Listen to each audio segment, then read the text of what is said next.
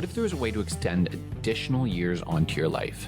Well, we know that there are things we can do right now that can extend our lifespan, but what if I told you that there was a study that looked at the 8 top habits and ranked them based on their potential to add the most amount of years to your life? Would you be interested then? Well, today we're diving into one particular study called the Million Veteran Program that's going to give you some new insight and, more importantly, a sense of power when it comes to choosing which ones to prioritize in your life. All of this and more in today's episode of The Age and Grace. Now, I'll be the first to say that I know there's areas in my life that I can improve upon, things like sleep, managing my stress, being more consistent with my diet. At the risk of spoiling things, all 3 of these are on the list, but what you may not know is the other 5 things, some of which are more important than all 3 of these, believe it or not. So today we're going to be touching on each point, and I'm going to give you some practical examples about how you can implement these habits into your life. But before we begin, I want to share a little bit of a story. So this is a story that I was once told as a youth, as a kid, about someone who had built a widely successful company. I'm talking an 8-9-figure plus company. By most of our definitions, we wouldn't even hesitate to call him wildly successful, right? He had hung up the shoes of running this large company. He had, spent his entire life building and was likely well into his 70s. What a life, right? Incredible. Who wouldn't want to be like that? But it's interesting because what really sticks out to me about this story was that there was one thing that he said, and it was that he would trade all of it 100 times over to have his health back. And it's one of the stories that I was told when I was younger by my mom that has stuck with me throughout life.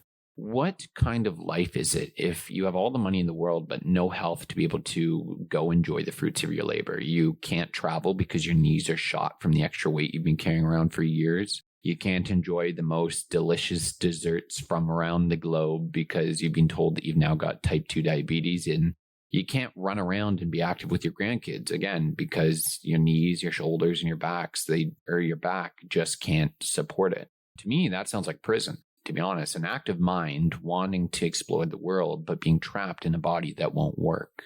Well, today's episodes are largely surrounded around adding lifespan, aka the number of years onto your life. Many of them will also add something called health span into your life, aka the increasing the number of years of living without significant health problems or functional limitations. So enough talking though, let's get into the 8 habits that are going to have the greatest impact on your life. Starting with number 8, it's surrounding yourself with positive social relationships. Loneliness and isolation is something that's becoming more and more common, not just in older adults, but in our population as a whole. And you probably heard somebody say before that despite being more connected than ever via, phones and laptops, we're actually more disconnected than ever. And I think that this is especially a problem in older populations as their friends, spouses, and other important people in their lives pass away. And personally, I believe that it's our job and our responsibility as men and women in our 20s, 30s, 40s, and 50s to help create community and purpose in those older populations who have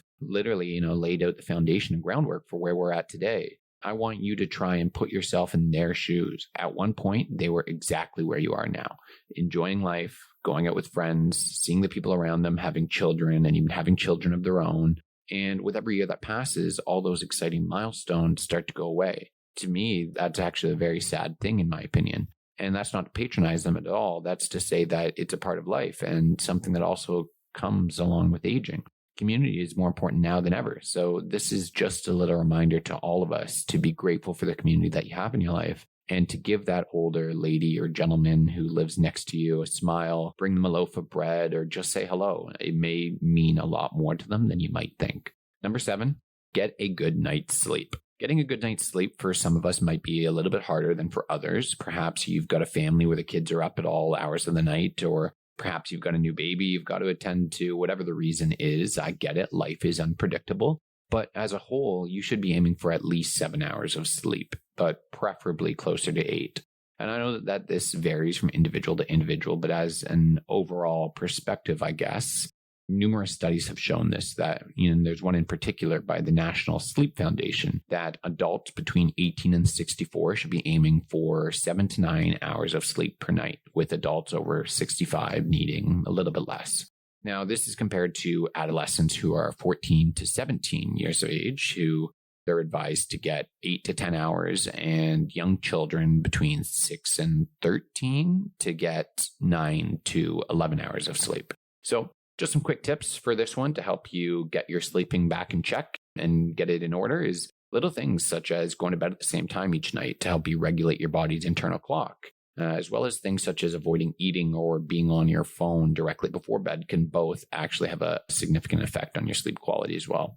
Number 6, avoid binge drinking. This one alone was shown in the study to be estimated to reduce the risk of all-cause death by about 19%. So the Centers for Disease Control and Prevention defines binge drinking as a pattern of drinking that brings a person's BAC, blood alcohol concentration, to over 0.08. While I think that number, the number of drinks, is up for debate on what gets somebody to 0.08, whether it's 4 drinks or 5 for men or 3 or 4 drinks for women. I think we can all probably safely say that cutting down on your drinking is never a bad idea. So number 5, following a healthy diet. And to be honest, this one actually really surprised me. It doesn't surprise me that it's on the list, but I guess I'm surprised that this habit isn't higher up on the list. I mean, I will say that the limitations of this episode that we're recording right now is that we are just looking at one particular study. And with that comes a lot of different weaknesses of it. Whenever we're coming to a conclusion on something, when it comes to health, we like to look at multiple studies, and we like to look at the design of the studies and, the amount of participants, how it was conducted. But I'm sure that there's other studies that would challenge some of the findings from this episode and from this list. But to me, healthy eating is something that encompasses a huge portion of our longevity. Well, we just had an episode with Andy DeSantis, which he is a local dietitian and educator. And you can actually find that episode in the show notes, where him and we talked about how we can use nutrition to go through the aging process more effectively. And if you haven't checked that out yet, I highly recommend it. It was definitely one of favorite episodes we've gotten to record yet. It's up there. But you know what? Taking a step back here and looking at the other 4 habits that are coming up on this list, I guess I actually do understand why this one isn't even higher. It's incredibly, incredibly important, but the next couple of ones are really going to make this make sense. So number 4 is managing your stress. And I talk about stress all the time on social media because I personally believe it's one of those things that we kind of brush aside because it doesn't necessarily, I don't want to say it doesn't necessarily feel real, and I'm doing a little air quotes here, but it's something that we can kind of chop up and say, well, everyone is stressed, right? We all say that. Everybody's stressed. It's not just me. But this one habit alone in dealing with your stress has a huge effect on your body, believe it or not. Stress is definitely a real thing, and it can present itself in a lot of very interesting and harmful ways, ranging from sleep problems, like we mentioned, which sleep problems in itself can really mess you up, to messing with your hormone levels. It can cause depression. All these stress can manifest itself in a lot of different ways. It can also manifest itself in digestion issues with things such as IBS. It can even present itself in things such as high blood pressure, coronary artery disease, and other cardiovascular related conditions. I mean, stress really is no joke. So if you're somebody who is stressed, I highly recommend getting that figured out by doing either things like yoga or breathing exercises, meditation, or exercise. Stress is also more, I would say, prevalent now than ever, with about 34% of American adults reporting being so stressed that it's overwhelming most days. And that's according to the American Psychology Association. So on to number 3. Number 3 is not using tobacco. I mean, I think we can all agree on this one. In this particular study that we're looking at, though, they found that not using tobacco decreased all-cause death by 29%. So very, very significant number. Well, this one stat to me is a little bit tricky because people may stop smoking at different ages, as well as with many of our affected organs, they've got the ability to regenerate or heal over very long periods of time. Like I said, I think we can all just agree that quitting smoking is going to have a positive impact on your life and your body. Number 2, we're also not going to spend a whole ton of time on, But number 2 is not becoming addicted to opioids. It was the second largest factor for extending life, believe it or not. Although I will quickly just mention that there is an opioid issue within society right now. It's something that is becoming more and more prevalent and common. And I believe that it's much more common than one might believe, which to me is a very scary thing. I think it's going to have a lot of implications down the road. But yeah, number 2 is not becoming addicted to opioids. And lastly, the number 1 thing that has the largest impact that anyone can do to improve their health, which I might be a little bit biased about this one, but I completely agree, is exercise. And again, I know I might be biased with this one with being a personal trainer and whatnot, but I cannot stress this one thing enough. Exercise is truly medicine. And by adding this one habit to your life, the study found that it produced a, wait for it, 46% decrease in the risk of death from all causes compared to those who did not exercise. So without going too deep into specifics on this one, which I could do honestly an entire episode about, and maybe I will at some point, but they found that you don't have to do anything extreme to get the health benefit, but the ones that gave the most benefits are the types of exercise that are vigorous, ones such as resistance training or things that cause you to increase your breathing heavily. That's not to say that you should go run a marathon to get the benefits, although if you'd like to, I will definitely train with you since I actually have one coming up in a couple of months.